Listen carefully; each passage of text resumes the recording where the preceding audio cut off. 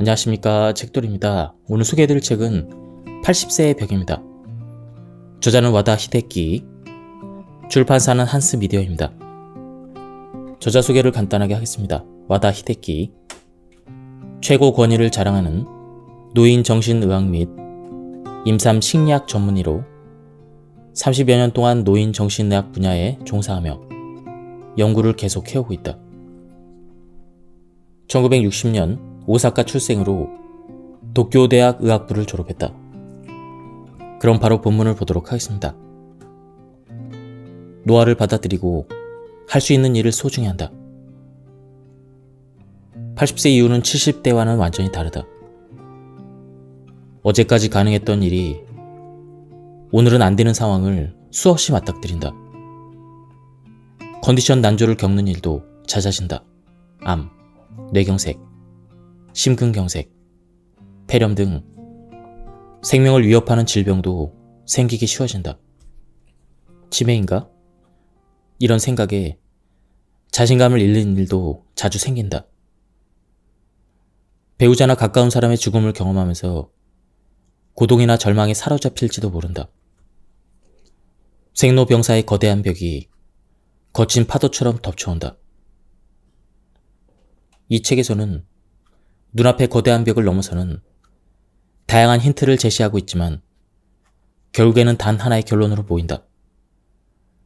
바로 노화를 받아들이고 지금 할 수 있는 일을 소중히 여기는 삶의 자세이다. 이것이 행복한 노후와 불행한 노후를 가르는 기준이다. 행복은 주관적이다. 즉, 자기 자신이 어떻게 마음 먹느냐에 따라 달라진다. 예를 들면 노화를 한탄하여 이제 이것도 할 수 없고 저것도 할 수 없다며 없다를 되뇌이기만 하면서 사는 사람도 있고, 노화를 받아들여 아직 이것도 할 수 있고 저것도 할 수 있다며 있다를 소중히 여기면서 사는 사람이 있다. 어느 쪽이 행복할까? 정답은 본인만이 알겠지만 지금까지 필자가 임상 현장에서 경험한 바로는 있다의 자세로 살아가는 사람들이 행복해 보였고 가족이나 주변 사람들과 즐겁게 지내는 경우가 많았다. 필자가 오랫동안 근무했던 요코 후카이 병원은 노인 전문 병원으로 이곳에서는 해마다 100명가량의 유해를 해부하고 연구했다. 그 결과 몸속에 심각한 질병이 있음에도 생전에는 알지 못한 채 다른 질환으로 사망한 사례가 적지 않다는 사실을 알게 되었다. 요컨대 마지막까지 자각하지 못하는 질병도 있다는 뜻이다. 암도 그중 하나이다. 85세 이상의 유해를 부검해보면 거의 모든 사람에게서 암이 발견되었다. 즉, 80세가 넘으면 누구나 몸속에 암을 품고 있는 것이다. 일반적으로 암은 죽음에 이르는 병이므로 조기 발견, 조기 치료가 필수이다라고 알고 있겠지만 사실 꼭 그렇지만은 않다. 요코 후카이 병원 연구는 당사자가 인지하지 못하는 암도 있고 생활에 지장을 주지 않는 암도 있다는 사실을 알려준다. 특히 나이가 들면 암의 진행이 느려지므로 그냥 내버려둬도 문제가 되지 않는 경우가 생각보다 많이 있다. 여러분도 이 사실을 꼭 기억해 두길 바란다. 이 사실로 알 수 있는 선택지는 무엇일까? 바로 80세 이후에는 참지 않고 살아가기이다. 암에 걸리지 않으려고 식사를 제한하고 좋아하는 술이나 담배를 삼가하는 분위기가 있는데 여든이 넘으면 몸속에 이미 암이 있을 가능성이 크다. 그러므로 암에 걸리지 않으려고 참는 행위는 의미가 없다. 좋아하는 음식이나 술을 먹고 마시는 편이 오히려 스트레스를 줄이고 즐겁게 사는 방법이다. 실제로 암을 무리하게 절제하여 스트레스를 받으며 살기보다는 원하는 일을 하며 편안한 마음으로 지내는 편이 면역력이 높아진다고 한다. 그리고 이것이 암의 진행을 늦춘다고 알려져 있다. 인지장애는 반드시 생긴다. 지금 바로 하고 싶은 일을 하라. 인지장애는 왜 생길까? 답은 매우 간단하다. 나이를 먹기 때문이다. 다만 80세가 넘어서 발현되는 인지장애는 대체로 매우 더디게 진행된다. 실제로는 증상이 나타나기 20년 전쯤부터 서서히 진행된 것이지만 대체로 알아차리지 못한다. 인지장애는 증상이 발현된 이후에도 계속 진행되며 근본적인 치료는 불가능하다. 부검을 통해 알게 된 사실이 또 하나 있다. 암과 마찬가지로 85세가 넘은 거의 모든 고령자의 뇌에서 이상이 발견되었다는 점이다. 대부분 알츠하이머형 뇌 변성이다. 즉, 인지장애라는 병이라기보다 노화 현상에 가까워서 나이가 들면 누구에게나 생기는 증상이다. 근력이 쇠약해져서 운동 능력이 떨어지거나 피부에 주름이 잡히고 흰머리가 생기는 것과 같은 이치이다. 죽을 때까지 인지장애를 겪지 않았다라고 주장할 수도 있겠지만 그 사람은 인지장애가 발현되기 전에 사망했을 뿐이다. 좀 더 오래 살았다면 틀림없이 증상이 나타났을 것이다. 이 사실이 알려주는 정답은 역시 하나이다. 바로 지금 마음껏 원하는 일을 하며 즐겁게 살아가는 것이다. 변화가 없는 따분한 일상은 뇌의 활동을 둔화시킨다. 또한 스트레스가 많은 생활도 뇌에 손상을 준다. 반대로 새로운 일이나 좋아하는 일을 하면 뇌는 자극을 받아 활성화된다. 이를 통해 인지장애의 발현을 늦출 수가 있다. 의사에게 의존하지 말라. 의사의 불섭생이라는 말이 있다. 의사가 자기 건강이나 신체에는 무관심하다는 뜻이다. 거짓말 같은 참말로 많은 의사들은 환자에게는 약이나 검진을 권하지만 정작 본인은 원하지 않는다. 아마도 약이나 검진으로 수명이 크게 늘어나지 않는다는 사실을 경험적으로 알고 있었기 때문일 것이다. 그러면서 그들은 환자에게 혈압이 높다라거나 간 수치가 나쁘다며 다량의 약을 처방하고 작은 암이 발견되었다며 수술을 권한다. 결과는 어떨까?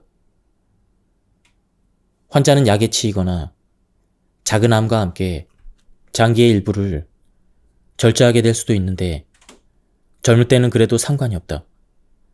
하지만 80세 이후에는 이런 치료가 도리어 컨디션 난조나 수명 단축의 원인이 될 수가 있다. 투병이라는 말이 있다. 주로 암 환자 등에게서 사용되는 표현이다. 예전부터 궁금했는데 도대체 무엇과 싸운다는 뜻일까? 본래 암이란 자신의 세포가 변성하여 암화한 것이다. 즉, 자기 자신이 만들어낸 결과물로 암 요놈, 나는 네 녀석한테 지지 않아. 이렇게 으르렁 대봤자 사라져주지 않는다. 한마디로 싸울 방도가 없다. 특히 80대 이상의 고령자는 더욱 그렇다. 몸 안에 암세포가 여럿 있기 때문이다. 운 좋게 하나를 쓰러뜨려도 머지않아 다음 적이 등장할 확률이 높다.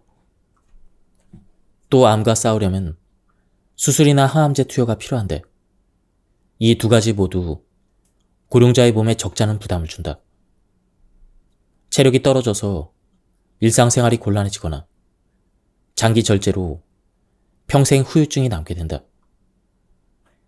그렇게 체력이나 신체의 기능을 빼앗기게 되면 면역력과 저항력이 떨어져서 다른 병에도 걸리기 쉽고 몸 안에 있던 다른 암의 진행을 촉진하여 몸 여기저기에 암 증상이 나타나게 된다. 투병이라는 선택이 도리어 자신을 괴롭히는 결과로 이어지는 것이다. 빌자가 80세를 맞이하는 고령자에게 권하는 바는 투병이 아니라 병과 함께이다. 병과 싸우기가 아니라 병을 받아들이고 함께 살아가기이다. 암으로 변한 세포를 약물이나 수수적 치료로 제거하는 것이 아니라 길들이며 살아가는 선택이다. 병인 줄 알면서도 싸우지 않는 것은 적 앞에서 도망치는 행위나 마찬가지다라고 생각하는 사람은 사고를 전환해보면 어떨까? 도망이 상책이다라고 말이다. 언론은 배우들의 투병 생활을 미담으로 다루는 경향이 있다. 그래서 나도 싸워보자 하는 마음이 들지도 모른다.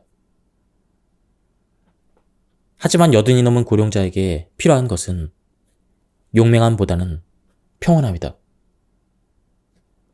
암에 맞서 싸워줄 의사가 아니라 암의 고통을 덜기 위해 함께 고민해줄 의사이다. 수술하지 말라, 약을 줄여라 하는 필자의 권유에 독자 여러분들은 정말 그래도 괜찮을까? 이렇게 불안해할지도 모르겠다. 실제로 약물이나 수술을 거부했다가 의사에게 외면당해 의료난민이 되었다는 이야기도 있다. 다음에 소개하는 내용은 필자의 지인이 겪은 실제 경험담이다. 지인의 어머니는 85세 때 두 번째 암이 발견되었다고 한다. 그러나 더 이상 수술은 하지 않는다라고 결심하고 있었기에 의사에게 솔직히 말했더니 생각지도 못한 대답이 돌아왔다. 그럼 원하는 대로 하세요. 수술이 필요 없다면 제가 해드릴 치료는 없습니다. 이런 답변이었다. 이런 말까지 듣고 그 병원에 다닐 수는 없었다.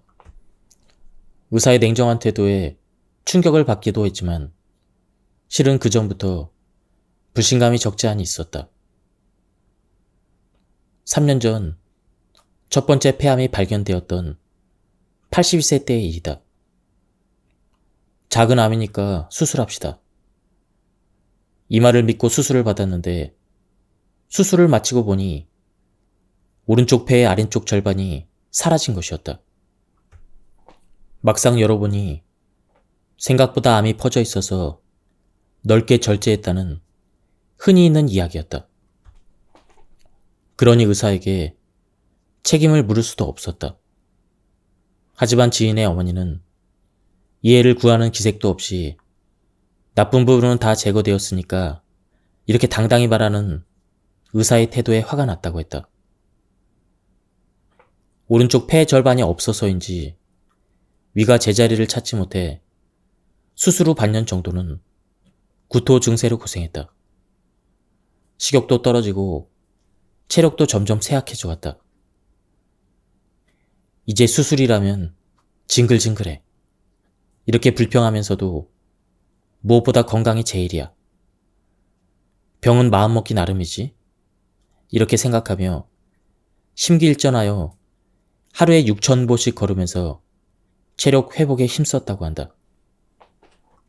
덕분에 다시 건강을 찾아가던 중 건강검진에서 두 번째 폐암이 발견되었고 수술을 거부하자 앞에서 말한 충격적인 대답이 돌아왔던 것이다. 다행히 지인의 어머니는 재택의료를 하는 병원을 바로 발견했고 좋은 의사를 만나서 마지막에는 집에서 임종했다. 어깨로 암이 전이되어 견디기 힘든 고통을 호소했지만 약으로 다스리면서 생활하다가 어느 날 아침 조용히 눈을 감았다고 한다. 마지막에 힘든 일을 겪으셨지만 그래도 집에서 돌아가실 수 있어서 어머니는 행복하셨을 겁니다. 이렇게 지인은 말했다. 지금 언급한 지인의 사례는 실제 대형 병원에서 생기기 쉬운 일이다. 물론 의사는 환자의 인생이나 건강이 어떻게 되든 상관없다고는 생각하지 않는다. 당면한 병의 치료를 최우선으로 생각할 따름이다. 그러나 환자들은 의사의 말에 상처받거나 괴로워한다. 자칫 치료를 거절하다가 받아주는 병원이 없어서 의료 난민이 되는 예도 있다. 의료 난민이 되지 않으려면 어떻게 해야 할까? 의사의 수가 어느 정도 있는 지역에 사는 환자라면 의료 난민이 되기 전에 닥터 쇼핑을 통해 자기 신조를 이해해줄 주치의를 찾는 방법이 있다. 즉, 환자가 의사를 고른다는 발상이다. 물론 어떤 마지막을 희망하느냐에 따라 의사나 병원에 대한 선택은 달라진다. 무엇보다 직접 만나서 이야기를 나눠보고 믿음이 가는 의사를 직접 찾아보겠다는 생각의 전환이 필요하다. 필자가 여기서 하고 싶은 말은 의료에 대한 자기 결정이다. 본래 의료는 환자 자신이 선택하는 일이다. 하지만 남이 하자는 대로 따르는 사람도 적지 않을 듯하다. 예를 들면 이번에 코로나 대유행이야말로 자기 결정이 통용되지 않는 최악의 사례이다. 코로나에 걸린 고령자는 환자의 의지와 상관없이 인공호흡기를 부착했다. 병문안도 금지되어 가족의 얼굴조차 보지 못하고 사망한 사람도 많았다. 말도 안 되는 이야기다. 이 나라에서는 환자의 삶보다는 의료 상황을 우선시한 것이다. 과연 이대로 괜찮을까? 필자의 상태를 예로 들어보자. 나는 현재 61세로 3년 전 목마름이 너무 심해서 검사를 받았더니 혈당치가 600ml/dl를 넘었다. 이른바 당뇨병이다. 일반적으로는 인슐린을 투여해야 되는 레벨이다. 그러나 나는 평소 생활을 유지하고 싶었기에 인슐린만은 맞지 않겠다라고 결심했다. 그래서 이런저런 약들을 시험해봤지만 유감스럽게도 무엇 하나 효과가 없었다. 마지막 선택은 걷기였다. 당시만 해도 나는 극도로 걷지 않는 생활을 했었다. 우스꽝스럽게 들리겠지만 평소 텔레비전 방송에 나가기만 하면 대놓고 정부를 비판했기에 언제 위험한 상황에 빠질지 모른다라는 불안감이 생겨서 어디든 택시나 자가용으로 이동을 했다. 그런데 실제로 매일 걸었더니 혈당치가 떨어지기 시작했다. 내 몸이 알려준 사실이다. 솔직히 말하면 걷기는 힘든 일이다. 하지만 식단 조절도 하지 않고 금주도 하지 않으니 최소한 30분 정도는 걷자라고 다짐했다. 인슐린은 맞지 않겠다. 음식이나 술도 자제하고 싶지 않다. 그러니 걷기만은 하자. 이런 선택을 한 것이다. 지금은 이 방법이 정답이었다고 생각한다. 80세의 벽을 넘으려면 얼마나 좋은 의사를 선택하고 얼마나 좋은 관계를 유지하느냐가 관건이다. 그렇다면 어떤 의사를 선택해야 할까? 좋은 의사를 구별하는 가장 손쉬운 방법은 약에 관해 이야기를 나눠보는 것이다. 본래 약은 몸 상태를 좋게 하는 것이 목적이다. 약을 먹고 상태가 나빠졌다면 좋은 약이 아니다. 양을 줄였더니 몸 상태가 나아졌다면 줄여야 하는 것이 맞다. 그런데도 이건 좋은 약이니까 혹은 약을 끊고 죽고 싶나요? 이런 식의 태도를 보이는 의사라면 그 병원은 그만 다니는 편이 낫다. 환자도 의사의 지시라고 해서 무턱대고 약을 먹거나 자기 마음대로 양을 줄이거나 하지 말고 자신의 정확한 상태를 의사에게 전해야 한다. 이 약을 먹고 나니까 몸이 늘어집니다. 머리가 멍해집니다. 이처럼 말이다. 제대로 된 의사라면 그런가요? 약이 맞지 않나 보네요. 다른 약으로 바꿔보죠. 양을 한번 줄여볼까요? 이런 식으로 후속 조치를 취하게 될 것이다. 만약 그런 의사라면 좋은 주치의가 될 수가 있다. 환자의 말을 듣지 않고 일방적으로 계속 복용하세요라고 말하는 의사가 있다면 이렇게 물어보자. 이 약을 계속 먹으면 오래 산다는 데이터가 있나요? 데이터가 있을 리 없다. 만약 동물 실험이나 해외 논문을 근거로 든다면 이렇게 되물어보자. 일본에서도 대규모 비교 조사를 하고 있나요? 원래 일본인과 서양인은 식생활도 다르고 체격도 다르다. 무엇보다 일본 사람이 더 오래 산다. 그런데도 동물 실험이나 해외 데이터를 꺼내 든다면 임상을 모른다라고 고백한 것이나 다름없다. 다시 말해 환자를 보지 않는다는 것이다.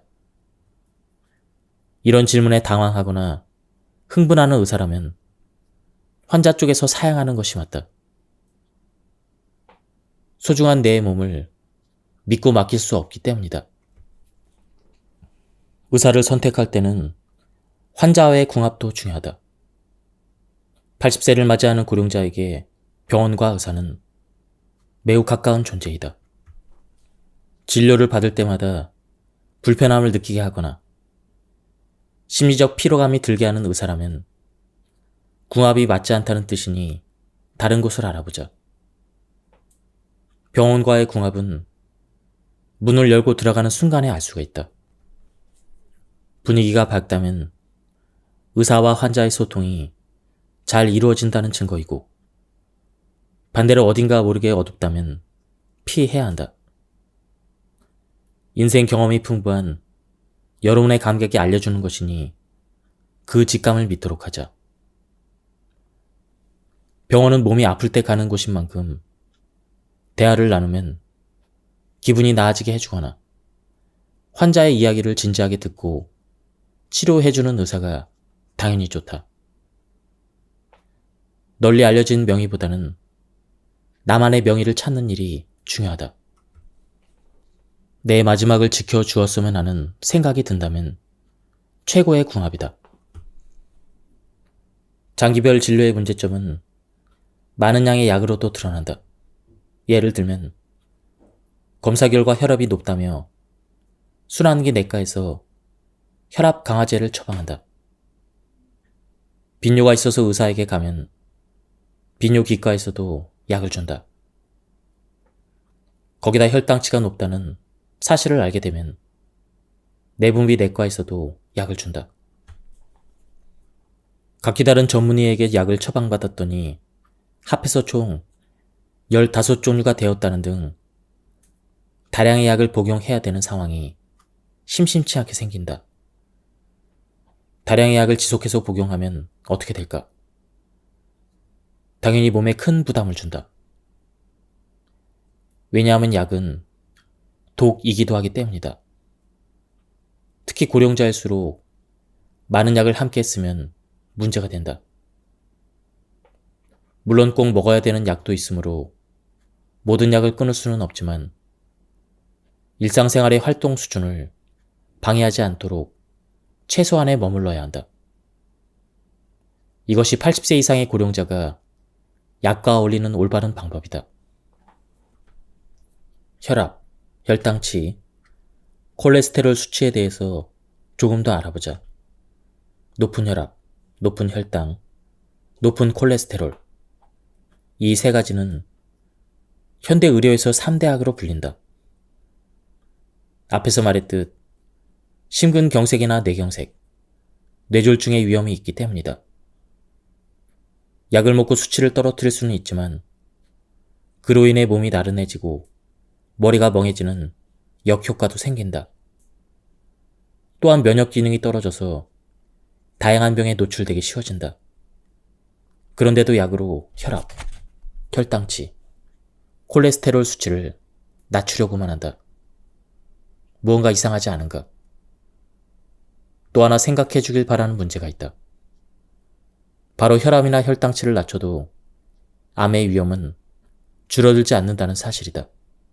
줄어들기는커녕 면역 기능이 떨어져서 암의 위험성은 오히려 높아진다고 할 수가 있다.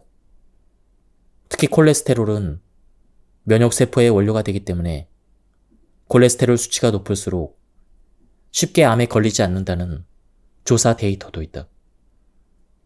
그런데 왜 의사들은 혈압이나 혈당치, 그리고 콜레스테롤 수치를 내리려고만 할까? 바로 미국식 의료 원칙을 적용하기 때문이다.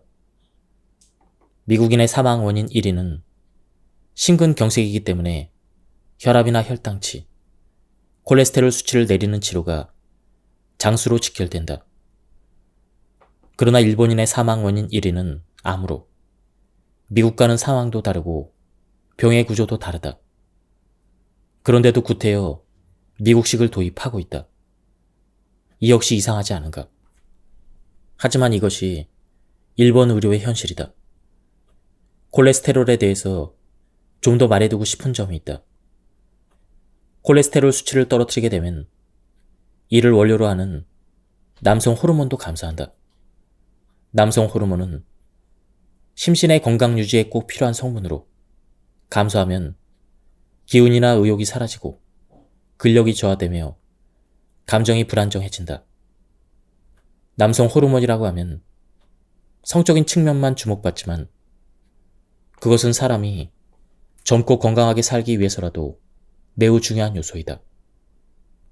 결과적으로 말해서 혈압이나 혈당치, 콜레스테롤 수치를 낮추면 동맥경화에는 효과적이지만 신체의 활력이 떨어지고 암의 발병 위험성이 높아진다. 약을 먹고 기운이 없는 80대가 될 것인가? 약을 먹지 않고 지금의 생활을 유지할 것인가? 혈압, 혈당치, 콜레스테롤 수치를 내리는 약을 복용하는 것은 오히려 생활의 질을 떨어뜨리며 사는 선택이 될지도 모른다. 필자는 80세가 넘으면 암 치료는 필요 없다고 생각한다. 만약 지금 필자에게 암이 발견된다 하더라도 통증이 너무 심하거나 음식물을 섭취하지 못하는 상태가 아닌 이상 제거하지 않을 것이다. 암은 세포 하나가 암화되면서 시작하여 조금씩 커진다. 보통 1cm 크기의 종양이 되려면 10년 정도가 걸리는데 만약 전이되는 암이라면 그 10년 사이에 반드시 전이가 일어난다. 1cm 크기로 발전해서 행운인 것이 아니라 이때는 이미 어딘가로 전이된 상태이지만 너무 작아서 발견하지 못하고 있을 뿐이다. 암이 3년 후에 재발했다는 말은 3년 전에 암을 완벽하게 제거하지 못했다는 뜻이 아니라 당시에 이미 전이되었고 그것이 커졌다는 의미다. 필자가 암에 걸려도 제거하지 않겠다고 결심한 이유이다. 특히 80세가 지난 고령자는 수술할 필요가 없다. 나이가 들면 들수록 암은 진행이 느려지고 쉽게 전이되지 않기 때문이다. 그러므로 허투루 손대기보다는 지켜보는 편이 낫다. 사실 발견하지 못했을 뿐 훨씬 이전부터 암을 지닌 채 살아왔고 앞으로 서서히 진행되겠지만 한순간에 나빠지는 일은 거의 없기 때문이다. 암 치료는 간단하지 않다. 수술이든 화학치료든 몸에 심각한 부담을 줄 수밖에 없다. 체력이 크게 떨어지는 80세 이상의 고령자는 평소의 생활로 되돌아가지 못할 확률이 높다. 암을 절제하는 편이 오래 살까? 절제하지 않는 편이 오래 살까? 솔직히 정답을 알 수 없다. 일본 의학계가 대규모 비교 조사를 하지 않았기 때문이다. 절제하는 편이 오래 사는 예도 있고 절제하지 않는 편이 오래 사는 예도 있다. 그렇지만 경험적으로 볼 때 절제하면 확실히 건강을 해친다. 대부분 암과 더불어 장기의 일부까지도 함께 드러내기 때문이다. 예를 들면 위암은 위를 절반에서 3분의 2까지 절제하는 경우가 다반사이다. 유방암도 예전에는 유방 전체를 절제하는 수술이 일반적이었다. 그런 상황에서 곤도 마코토라는 의사는 치료 결과는 보존술과 동일한데도 유방 전 절제술을 하는 것은 외과 의사의 범죄 행위가 아닌가, 이렇게 말하며 파문을 일으켰고 곤도 의사를 배척하는 운동이 일어났다. 그러나 그를 배척하던 교수들이 모두 은퇴하고 난 지금은 일본에서도 보존술이 표준 치료술이 되었다. 폐나 그 밖의 장기도 마찬가지다. 젊어서는 몰라도 80세가 넘어서 장기를 절제하게 되면 확실히 평소 생활이 불가능해진다. 80세 이상의 고령자가 암 절제술을 받지 않는 편이 나은 이유는 또 있다. 고령자일수록 다른 장기에도 암이 있을 가능성이 크기 때문이다. 하나를 제거했다 해도 금방 또 다른 암이 발견될 가능성이 충분히 있다. 실제 요코 후카이 병원의 부검 결과 85세가 넘어서 암이 없는 사람은 거의 없었다. 이러한 사실들을 알면서도 절제를 할 것인가? 이는 선택의 문제이다. 의사들도 전부 알고 있는 사실이지만 그들은 수술이 성공하면 오래 살 수 있습니다. 이렇게 말해도 기운이 없어질 수도 있습니다. 라든가 조만간 또 다른 암이 발견될지도 모릅니다. 이렇게 말하진 않는다. 눈앞의 암을 도려내는 것이 전문의의 일이기 때문이다. 참고로 앞서 말한 곤도 의사에 따르면 과대 절제를 하지 않고 암만을 정교하게 제거하는 의사도 있지만 5명 정도밖에 되지 않는다고 한다. 그런 슈퍼 닥터를 만나기는 좀처럼 쉽지 않다. 건강검진 수치 중에는 혈압, 혈당치, 콜레스테롤 수치, 적혈구 수 등이 질병과 인과관계가 있다는 데이터가 존재한다. 혈압을 낮춰라라고 철저히 지도하는 이유이다. 그런데 어느 선까지 낮출지가 애매하다. 예전에는 혈압이 150만 되어도 혈관이 파열되는 예가 있었지만 이는 일본인의 영양 상태가 나빴던 1950에서 1960년대 이야기다. 영양 상태가 좋아진 오늘날에는 동맥류가 없는 한 혈압이 200이 되더라도 파열되는 일은 없다. 80세가 넘는 고령자도 마찬가지다. 지금의 70에서 80대는 전후에 탈지 분유 등을 배급받은 세대라서 그런지 혈관은 튼튼하다. 하지만 이 또한 개인차가 있다. 만약 혈압이 180인데 두통이나 울렁거림, 어지럼증 같은 증상이 있다면 그 사람에게 180은 높은 수치이다. 이럴 때는 혈압을 낮추는 약을 처방받도록 하자. 수치만 보고 비정상이라고 판단하여 약을 지속해서 복용하는 것은 옳지 않다. 80세 이후에는 자기 몸 상태를 보고 판단하는 것이 현명한 선택이다. 노후의 최고 재산은 추억이다. 사람은 나이가 들면서 서서히 몸이 약해지고 행동 반경이 좁아진다. 그리고 마지막에는 침대에서 보내는 날들이 많아진다. 이때 버팀목이 되어주는 것이 바로 그때 참 즐거웠는데 라는 추억들이다. 만약 당신에게 물려줄 정도의 자산이 있다면 추억을 만드는 데 쓰거나 자기 행복을 위해 쓰도록 하자. 앞서 말했듯 자녀에게 돈을 물려줘도 변변한 일이 없을 것이기 때문이다. 자기가 벌고 배우자와 함께 모은 돈이니 당연히 당사자가 써야 한다. 80세가 넘은 고령자는 지금 당장 병이 들고 움직이지 못하게 된다 해도 전혀 이상할 것이 없다. 내일 죽게 될지도 모를 일이다. 그러니 후회 없는 시간을 보내야 한다. 후회 없는 인생을 위한 소비는 행복한 선택이다.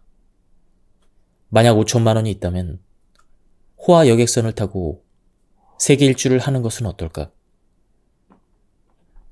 참고로 지금 일본의 개인 금융자산은 1900조엔으로 그 중에 약 1200조엔은 고령자의 소유이다.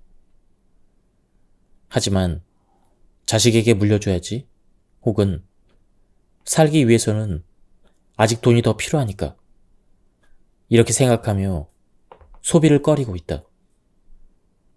경제가 돌지 않는 이유는 돈이 정체되어 있기 때문이다. 과격한 가정일지도 모르겠지만 만약 상속세율이 100%라면 어떨까? 세금으로 빼앗길 바에는 다 써버리자며 돈을 팍팍 쓰기 시작할 것이다. 그러면 고령자는 건강해지고 건강 수명도 늘어나게 될 것이다. 나라 전체의 의료비도 줄게 될 것이다. 온통 좋은 일들 뿐이다. 요즘 같은 불경기나 고령자 문제도 순조롭게 해결될지 모른다. 게다가 상속세 수입을 통해 소비세를 감세할 수 있어서 젊은 세대의 부담도 줄게 된다. 이야기가 좀 커져버렸지만 재산을 자녀에게 남기기 위해 자신이 하고 싶은 일을 참는다는 것은 본말이 전도된 상황이다. 자기 자신은 물론 자녀도 불행해지고 나라를 위해서도 불행한 일이다. 80세 이상의 고령자에게는 걷기 운동이 딱 알맞다. 즉, 산책이다. 시간은 하루에 30분 정도가 이상적이다. 한 번에 30분을 걸어도 되고 아침, 점심, 저녁으로 각 10분씩 합계 30분이어도 괜찮다. 가능하면 조금 빠른 속도로 팔을 흔들면서 걷도록 하자. 산책에는 또 다른 효과가 있다. 자연광을 쏘이면 세로토닌이라는 뇌내 물질이 분비된다. 이 물질은 행복 호르몬이라고도 불리는데 마음을 안정시키거나 머리 회전을 좋게 만드는 역할을 한다. 산책 이외에도 청소나 세탁 같은 집안일도 훌륭한 운동이 된다. 몸을 수시로 움직이는 일이 중요하다. 귀찮다라는 생각이 들더라도 오히려 반대로 몸을 움직여보자. 잔존 능력을 유지하기 위해서는 일상생활 속에서 몸을 움직이는 것이 가장 효과적이다. 지금까지 이 책에 대한 리뷰를 모두 마쳤습니다. 저자는 누구보다 행복하게 80세를 보내기 위해서는 여러 가지를 준비해야 된다고 말해주고 있습니다. 이 책에서는 즐겁고 행복한 노후를 위한 구체적인 방법들이 설명되어 있었습니다. 한번 책을 구해서 읽어보실 것을 추천드립니다. 여기서 리뷰를 마치도록 하겠습니다. 감사합니다. 안녕하십니까, 책돌입니다. 오늘 소개해드릴 책은 80세의 벽입니다. 저자는 와다 히데키, 출판사는 한스 미디어입니다. 저자 소개를 간단하게 하겠습니다. 와다 히데키, 최고 권위를 자랑하는 노인 정신의학 및 임산 식리학 전문의로 30여 년 동안 노인 정신의학 분야에 종사하며 연구를 계속 해오고 있다. 1960년 오사카 출생으로 도쿄대학 의학부를 졸업했다. 그럼 바로 본문을 보도록 하겠습니다. 노화를 받아들이고 할 수 있는 일을 소중히 한다. 80세 이후는 70대와는 완전히 다르다. 어제까지 가능했던 일이 오늘은 안 되는 상황을 수없이 맞닥뜨린다. 컨디션 난조를 겪는 일도 잦아진다. 암, 뇌경색, 심근경색, 폐렴 등 생명을 위협하는 질병도 생기기 쉬워진다. 치매인가? 이런 생각에 자신감을 잃는 일도 자주 생긴다. 배우자나 가까운 사람의 죽음을 경험하면서 고독이나 절망에 사로잡힐지도 모른다. 생로병사의 거대한 벽이 거친 파도처럼 덮쳐온다. 이 책에서는 눈앞의 거대한 벽을 넘어서는 다양한 힌트를 제시하고 있지만 결국에는 단 하나의 결론으로 모인다. 바로 노화를 받아들이고 지금 할 수 있는 일을 소중히 여기는 삶의 자세이다. 이것이 행복한 노후와 불행한 노후를 가르는 기준이다. 행복은 주관적이다. 즉, 자기 자신이 어떻게 마음먹느냐에 따라 달라진다. 예를 들면 노화를 한탄하여 이제 이것도 할 수 없고 저것도 할 수 없다며 없다 없다를 되뇌이기만 하면서 사는 사람도 있고, 노화를 받아들여 아직 이것도 할 수 있고 저것도 할 수 있다며 있다 있다를 소중히 여기면서 사는 사람이 있다. 어느 쪽이 행복할까? 정답은 본인만이 알겠지만 지금까지 필자가 임상 현장에서 경험한 바로는 있다 있다의 자세로 살아가는 사람들이 행복해 보였고 가족이나 주변 사람들과 즐겁게 지내는 경우가 많았다. 필자가 오랫동안 근무했던 요코 후카이 병원은 노인 전문 병원으로 이곳에서는 해마다 100명가량의 유해를 해부하고 연구했다. 그 결과 몸속에 심각한 질병이 있음에도 생전에는 알지 못한 채 다른 질환으로 사망한 사례가 적지 않다는 사실을 알게 되었다. 요컨대 마지막까지 자각하지 못하는 질병도 있다는 뜻이다. 암도 그중 하나이다. 85세 이상의 유해를 부검해보면 거의 모든 사람에게서 암이 발견되었다. 즉, 80세가 넘으면 누구나 몸속에 암을 품고 있는 것이다. 일반적으로 암은 죽음에 이르는 병이므로 조기 발견, 조기 치료가 필수이다라고 알고 있겠지만 사실 꼭 그렇지만은 않다. 요코 후카이 병원 연구는 당사자가 인지하지 못하는 암도 있고 생활에 지장을 주지 않는 암도 있다는 사실을 알려준다. 특히 나이가 들면 암의 진행이 느려지므로 그냥 내버려둬도 문제가 되지 않는 경우가 생각보다 많이 있다. 여러분도 이 사실을 꼭 기억해 두길 바란다. 이 사실로 알 수 있는 선택지는 무엇일까? 바로 80세 이후에는 참지 않고 살아가기이다. 암에 걸리지 않으려고 식사를 제한하고 좋아하는 술이나 담배를 삼가하는 분위기가 있는데 여든이 넘으면 몸속에 이미 암이 있을 가능성이 크다. 그러므로 암에 걸리지 않으려고 참는 행위는 의미가 없다. 좋아하는 음식이나 술을 먹고 마시는 편이 오히려 스트레스를 줄이고 즐겁게 사는 방법이다.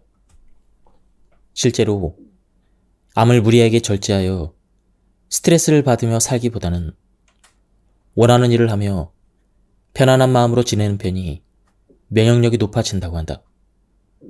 그리고 이것이 암의 진행을 늦춘다고 알려져 있다. 인지장애는 반드시 생긴다. 지금 바로 하고 싶은 일을 하라. 인지장애는 왜 생길까? 답은 매우 간단하다. 나이를 먹기 때문이다. 다만 80세가 넘어서 발현되는 인지장애는 대체로 매우 더디게 진행된다. 실제로는 증상이 나타나기 20년 전쯤부터 서서히 진행된 것이지만 대체로 알아차리지 못한다. 인지장애는 증상이 발현된 이후에도 계속 진행되며 근본적인 치료는 불가능하다. 부검을 통해 알게 된 사실이 또 하나 있다. 암과 마찬가지로 85세가 넘은 거의 모든 고령자의 뇌에서 이상이 발견되었다는 점이다. 대부분 알츠하이머형 뇌 변성이다. 즉, 인지장애라는 병이라기보다 노화 현상에 가까워서 나이가 들면 누구에게나 생기는 증상이다. 근력이 쇠약해져서 운동 능력이 떨어지거나 피부에 주름이 잡히고 흰머리가 생기는 것과 같은 이치이다. 죽을 때까지 인지장애를 겪지 않았다라고 주장할 수도 있겠지만 그 사람은 인지장애가 발현되기 전에 사망했을 뿐이다. 좀 더 오래 살았다면 틀림없이 증상이 나타났을 것이다. 이 사실이 알려주는 정답은 역시 하나이다. 바로 지금 마음껏 원하는 일을 하며 즐겁게 살아가는 것이다. 변화가 없는 따분한 일상은 뇌의 활동을 둔화시킨다. 또한 스트레스가 많은 생활도 뇌에 손상을 준다.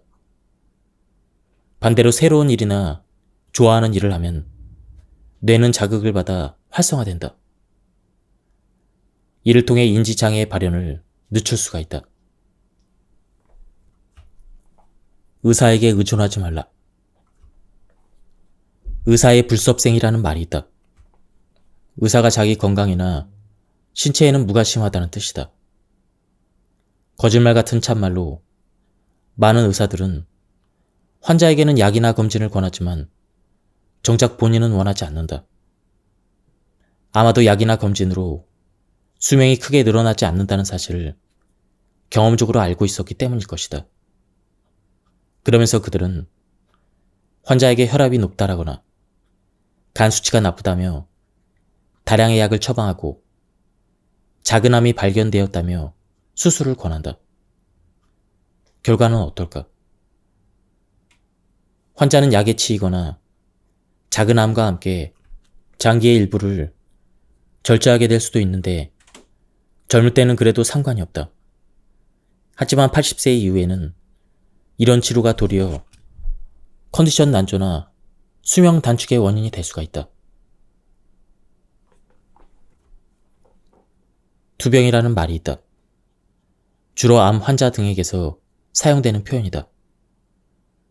예전부터 궁금했는데 도대체 무엇과 싸운다는 뜻일까? 본래 암이란 자신의 세포가 변성하여 암화한 것이다. 즉, 자기 자신이 만들어낸 결과물로 암 요놈, 나는 네 녀석한테 지지 않아. 이렇게 으르렁 대봤자 사라져주지 않는다. 한마디로 싸울 방도가 없다. 특히 80대 이상의 고령자는 더욱 그렇다. 몸 안에 암세포가 여럿 있기 때문이다. 운 좋게 하나를 쓰러뜨려도 머지않아 다음 적이 등장할 확률이 높다.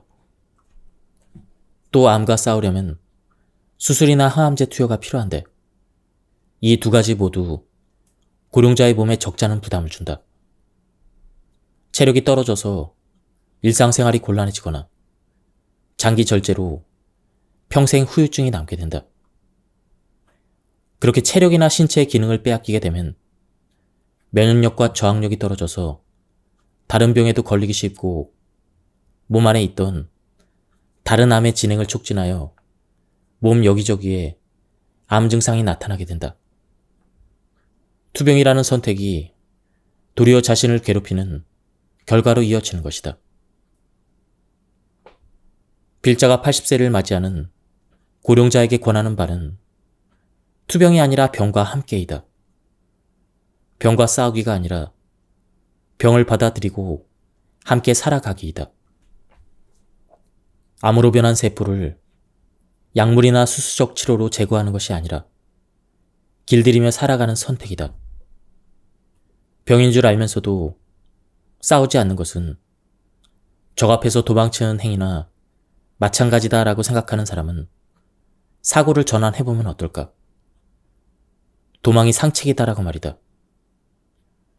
언론은 배우들의 투병 생활을 미담으로 다루는 경향이 있다. 그래서 나도 싸워보자 하는 마음이 들지도 모른다. 하지만 여든이 넘은 고령자에게 필요한 것은 용맹함보다는 평온함이다. 암에 맞서 싸워줄 의사가 아니라 암의 고통을 덜기 위해 함께 고민해줄 의사이다. 수술하지 말라. 약을 줄여라 하는 필자의 권유에 독자 여러분들은 정말 그래도 괜찮을까? 이렇게 불안해할지도 모르겠다.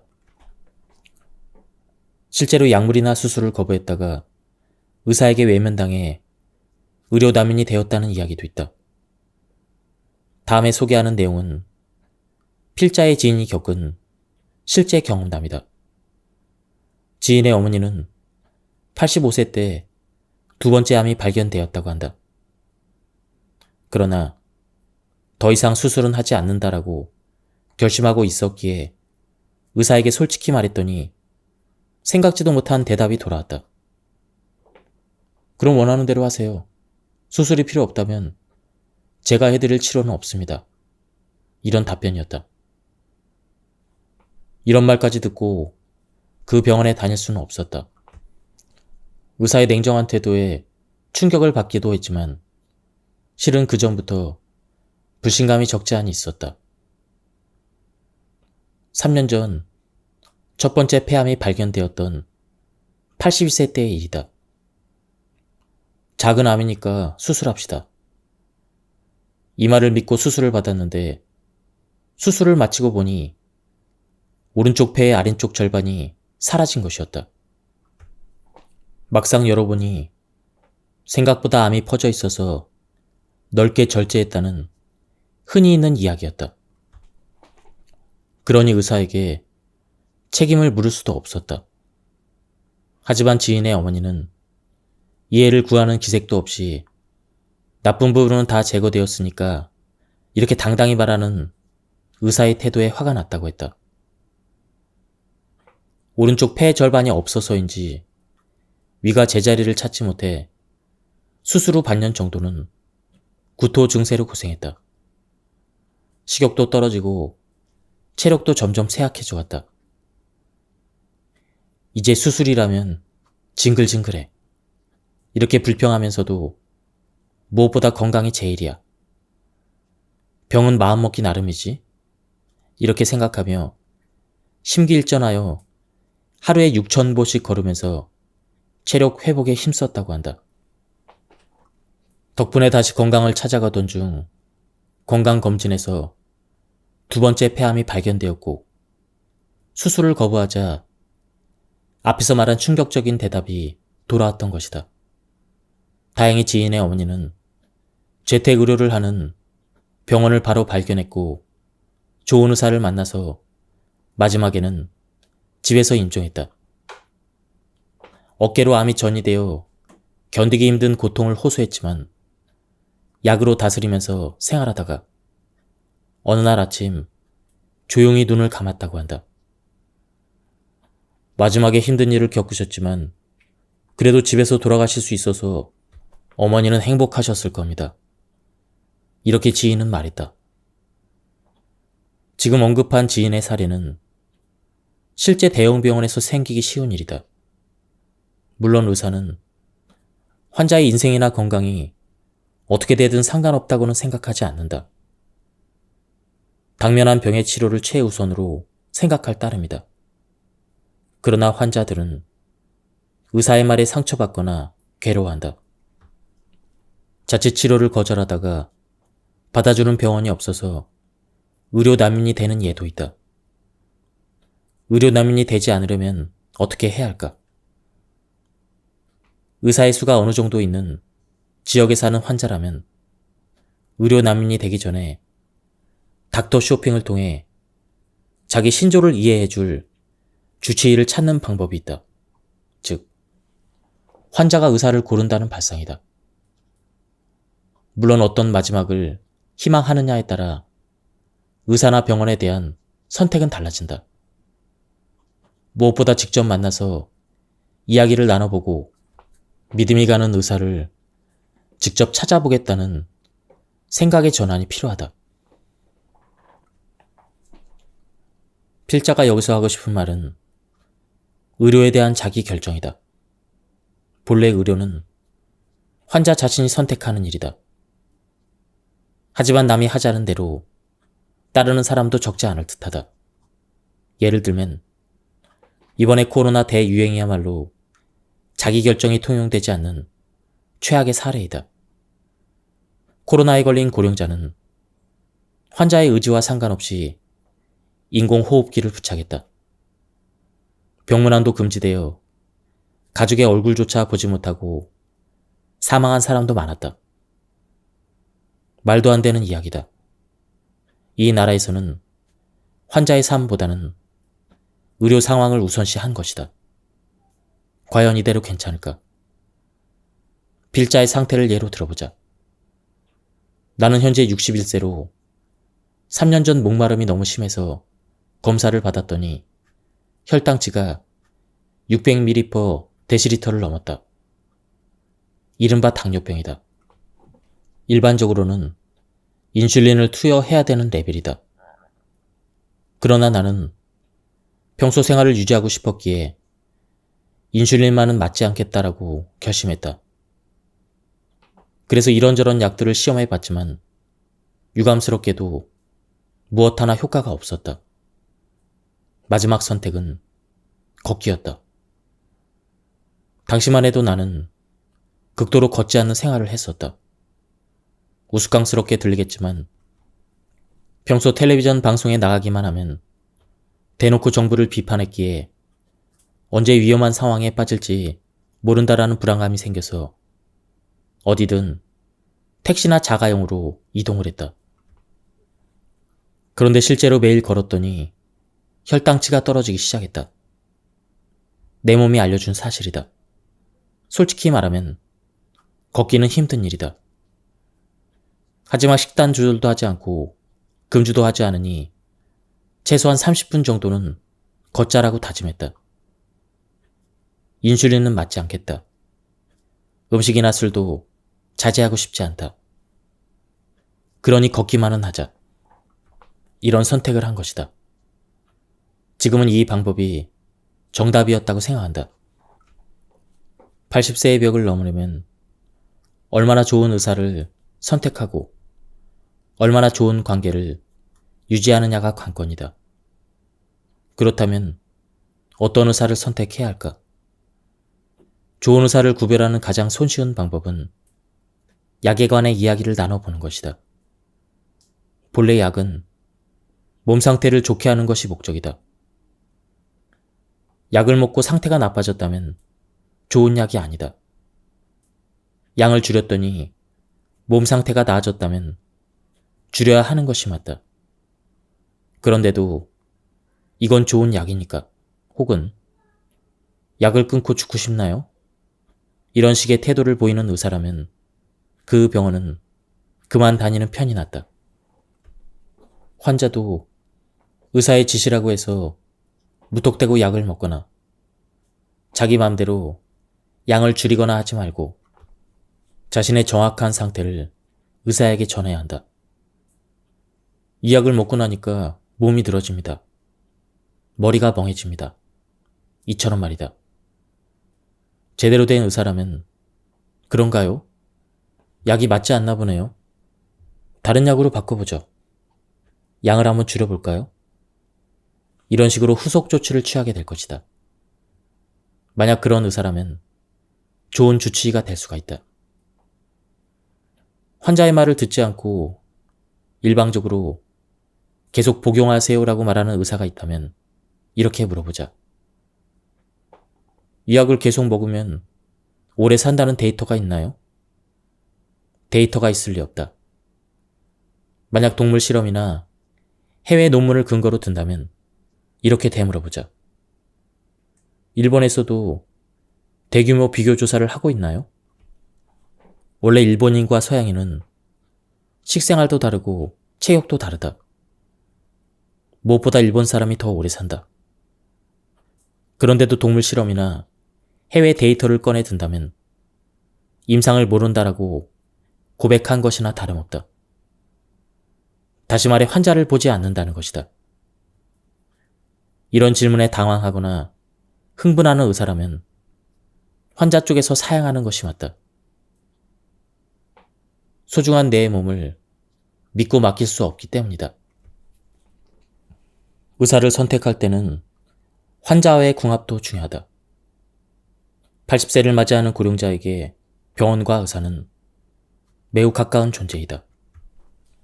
진료를 받을 때마다 불편함을 느끼게 하거나 심리적 피로감이 들게 하는 의사라면 궁합이 맞지 않다는 뜻이니 다른 곳을 알아보자. 병원과의 궁합은 문을 열고 들어가는 순간에 알 수가 있다. 분위기가 밝다면 의사와 환자의 소통이 잘 이루어진다는 증거이고, 반대로 어딘가 모르게 어둡다면 피해야 한다. 인생 경험이 풍부한 여러분의 감각이 알려주는 것이니 그 직감을 믿도록 하자. 병원은 몸이 아플 때 가는 곳인 만큼 대화를 나누면 기분이 나아지게 해주거나 환자의 이야기를 진지하게 듣고 치료해주는 의사가 당연히 좋다. 널리 알려진 명의보다는 나만의 명의를 찾는 일이 중요하다. 내 마지막을 지켜주었으면 하는 생각이 든다면 최고의 궁합이다. 장기별 진료의 문제점은 많은 양의 약으로도 드러난다.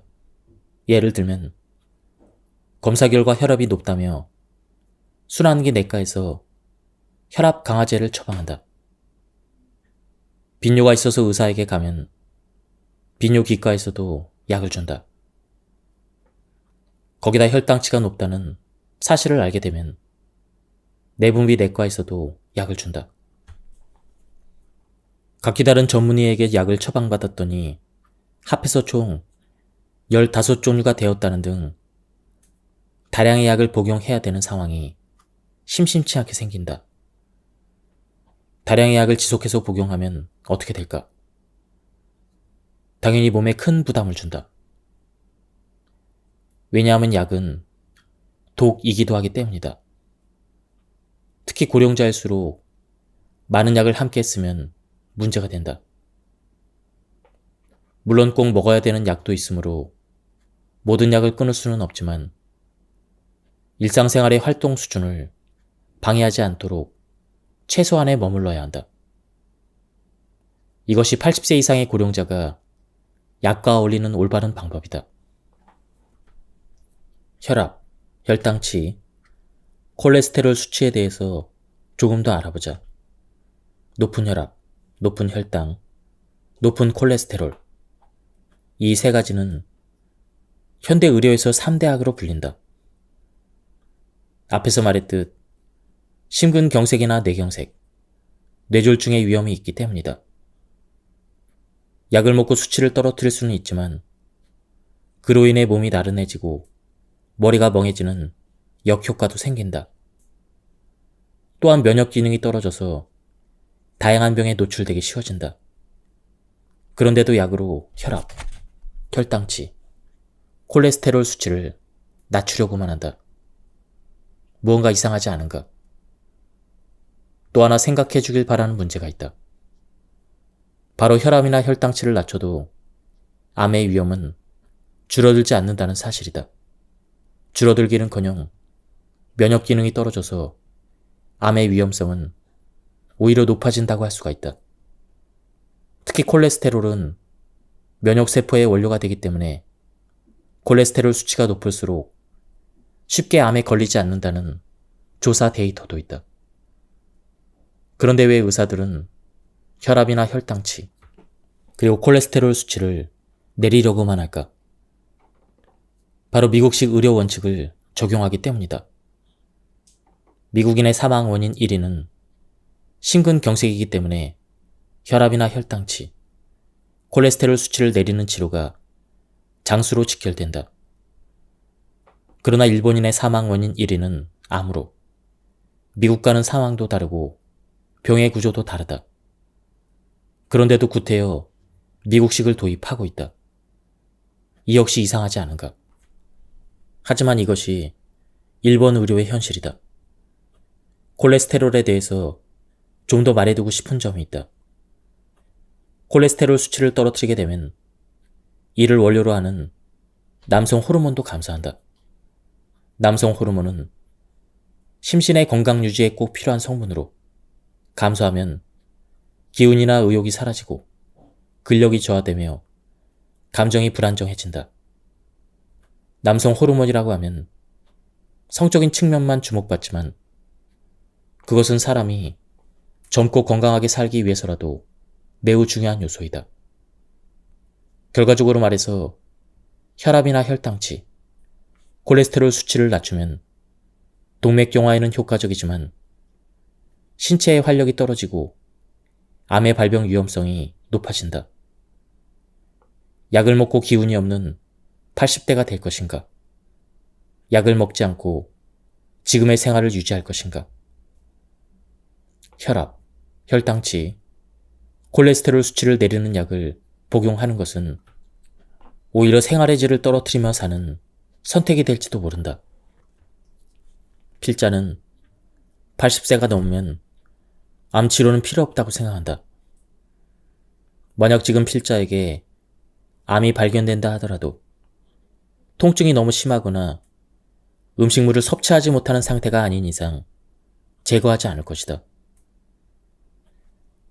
암은 세포 하나가 암화되면서 시작하여 조금씩 커진다. 보통 1cm 크기의 종양이 되려면 10년 정도가 걸리는데 만약 전이되는 암이라면 그 10년 사이에 반드시 전이가 일어난다. 1cm 크기로 발전해서 행운인 것이 아니라 이때는 이미 어딘가로 전이된 상태이지만 너무 작아서 발견하지 못하고 있을 뿐이다.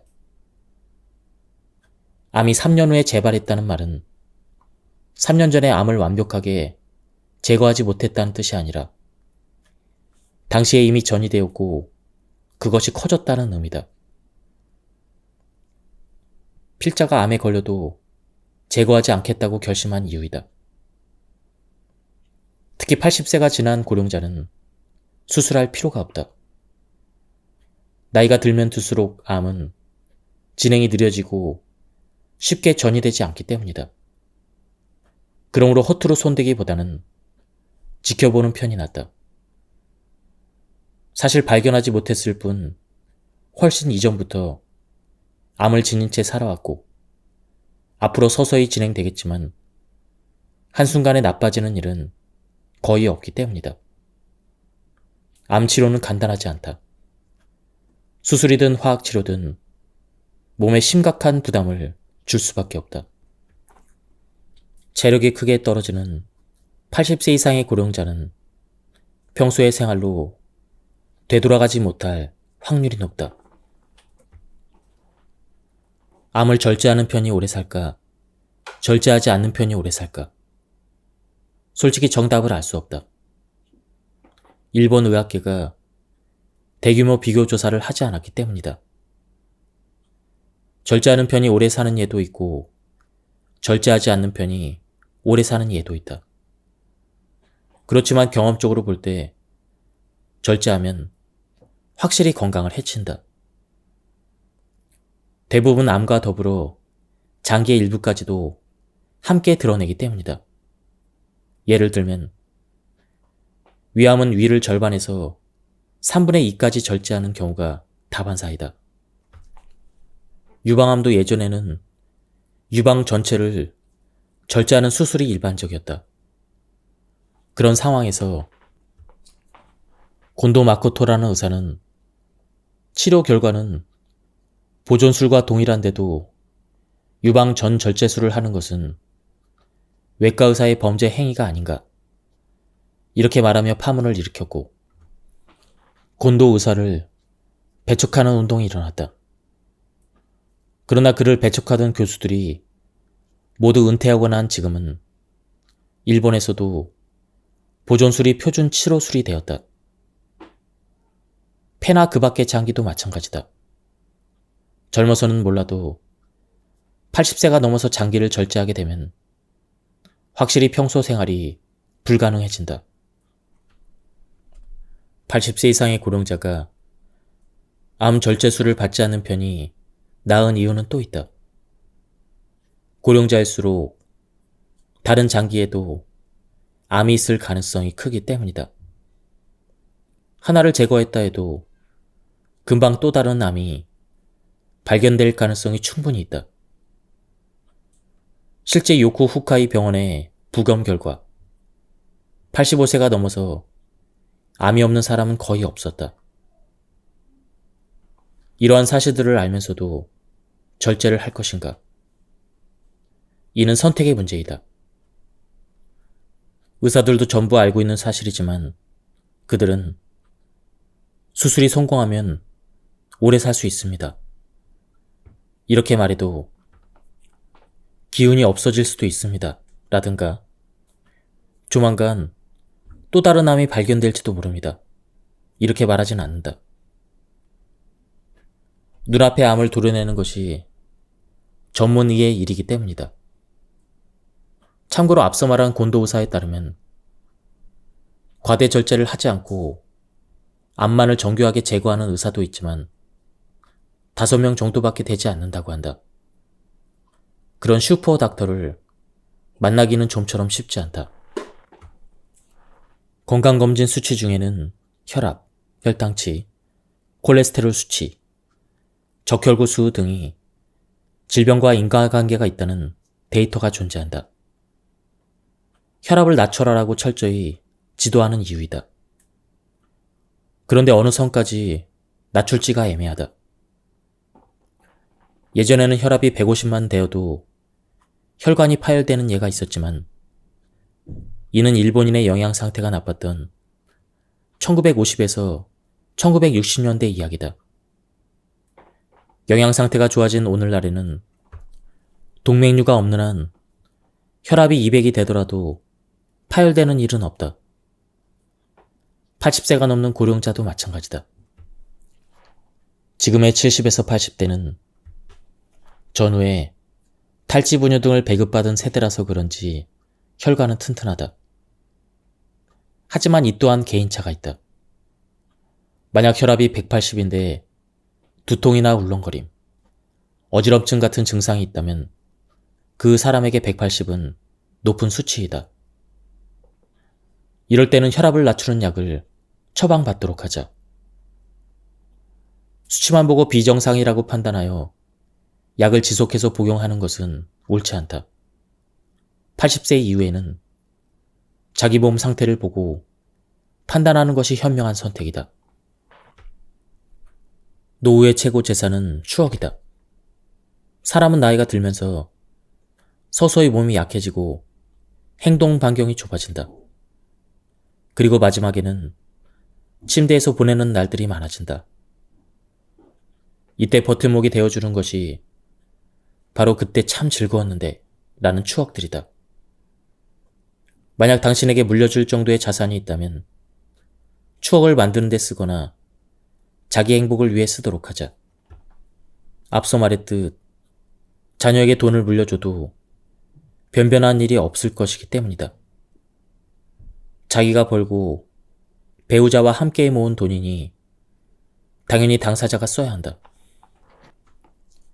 80세가 넘은 고령자는 지금 당장 병이 들고 움직이지 못하게 된다 해도 전혀 이상할 것이 없다.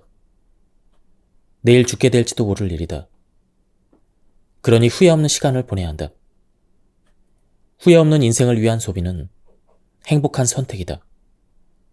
만약 5천만 원이 있다면 호화 여객선을 타고 세계 일주를 하는 것은 어떨까? 참고로 지금 일본의 개인 금융자산은 1900조엔으로 그 중에 약 1200조엔은 고령자의 소유이다. 하지만 자식에게 물려줘야지 혹은 살기 위해서는 아직 돈이 더 필요하니까 이렇게 생각하며 소비를 꺼리고 있다. 경제가 돌지 않는 이유는 돈이 정체되어 있기 때문이다. 과격한 가정일지도 모르겠지만 만약 상속세율이 100%라면 어떨까?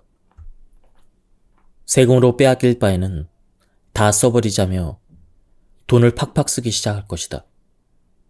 그러면 고령자는 건강해지고 건강 수명도 늘어나게 될 것이다. 나라 전체의 의료비도 줄게 될 것이다. 온통 좋은 일들 뿐이다. 요즘 같은 불경기나 고령자 문제도 순조롭게 해결될지 모른다. 게다가 상속세 수입을 통해 소비세를 감세할 수 있어서 젊은 세대의 부담도 줄게 된다. 이야기가 좀 커져버렸지만 재산을 자녀에게 남기기 위해 자신이 하고 싶은 일을 참는다는 것은 본말이 전도된 상황이다. 자기 자신은 물론 자녀도 불행해지고 나라를 위해서도 불행한 일이다. 80세 이상의 고령자에게는 걷기 운동이 딱 알맞다. 즉, 산책이다. 시간은 하루에 30분 정도가 이상적이다. 한 번에 30분을 걸어도 되고 아침, 점심, 저녁으로 각 10분씩 합계 30분이어도 괜찮다. 가능하면 조금 빠른 속도로 팔을 흔들면서 걷도록 하자. 산책에는 또 다른 효과가 있다. 자연광을 쏘이면 세로토닌이라는 뇌내 물질이 분비된다. 이 물질은 행복 호르몬이라고도 불리는데 마음을 안정시키거나 머리 회전을 좋게 만드는 역할을 한다.